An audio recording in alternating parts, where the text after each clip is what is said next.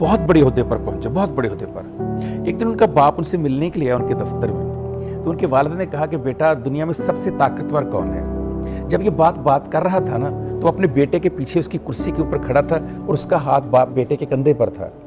तो उसके बेटे ने कहा, अब दुनिया का सबसे ताकतवर शख्स मैं हूँ। उसके बाप को बड़ी हैरानी हुई। उसने फिर कहा, बेटा दुनिया का सबसे ताकतवर शख्स कौन है? फिर सोचो। उसने कहा, मैं हूँ। तो उसका बाप रंजीदा सा हो गया। वो चल के दरवाजे तक पहुंचा। जब दरवाजे पर पहुंचा, उसने कहा, एक बार फिर पूछ लूं।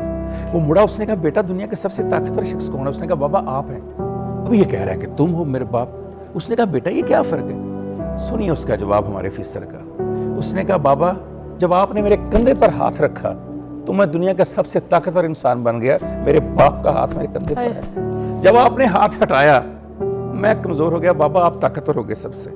ये वो हाथ होता है दस्ते शफकत बाप का, कि जिस घर में ऊपर हो, जिस औरत के ऊपर हो, जो उसकी बीवी होती है, जो उसकी बहन होती है, जो उसकी बेटी और बेटा होता है, जब तक वो हाथ रहता है आपके ऊपर, आप दुनिया के सबसे ताकतवर शख्स होते हैं। क्या दुनिया का जो पहला इंसान बनाया गया, क्या वो बाप नहीं था?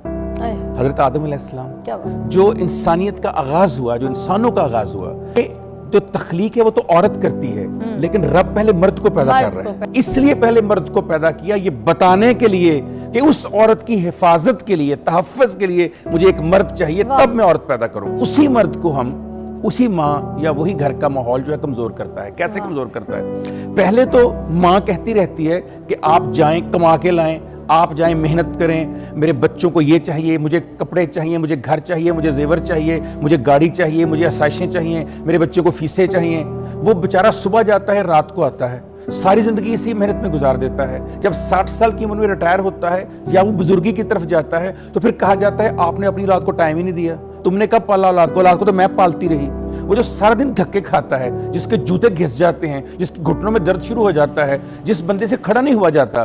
फिजा में बचपन में सोचा करता था, घिस क्यों जाती है? क्या वजह है कि मेरे वालिद की जो एड़ियां हैं उसको बदलना पड़ता है 6 महीने के बाद? और क्या वजह है कि मेरे वालिद रात को आकर कहते हैं मेरी टांगे तो बेटा दबाना? औलाद के लिए, उसी बीवी के लिए, उसी घर की आसाइशों के लिए जूते घिस जाते हैं। आज मुझे पता चला जूते कैसे घिसते हैं। तो जिस शख्स ने आपके लिए जूते भी घिसा दिए, जिसने अपनी टांगे भी घिसा दी, जो सुबह से लेकर रात तक अपने घर से दूर रहता है, जब आप सोए होते हैं वो सुबह जाता है, जब वो आता है आप उस वक्त भी सोए होते हैं।